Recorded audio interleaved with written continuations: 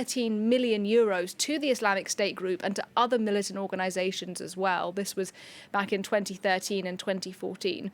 Now, the Court of Appeal previously quashed the crimes against humanity charges, but today that ruling has been overturned. Monty Francis looks back at the key details from the case.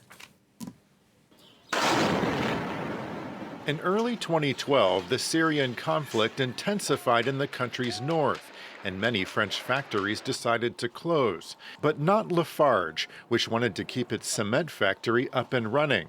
Aware of the danger, the French company established contact with several armed organizations operating in the region, including the Islamic State group.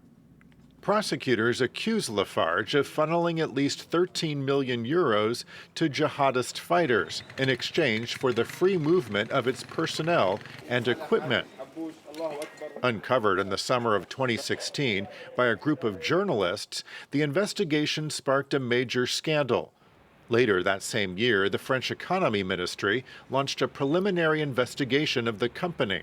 In April of 2017, the scandal forced the resignation of CEO Eric Olsen, and 2 months later, the Paris public prosecutor launched a probe into Lafarge under suspicion that it financed terrorism. 8 executives were placed under investigation.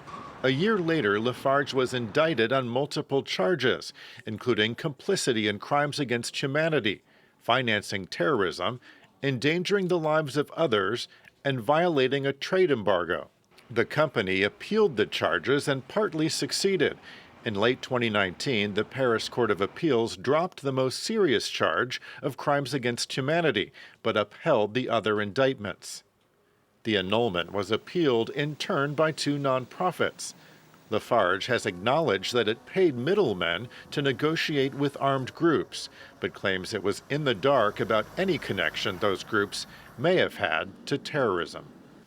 Monty Francis reporting for you there. And just a reminder, we have now got the news from France's top court today. It says the crimes against humanity charge against Lafarge should now be re-examined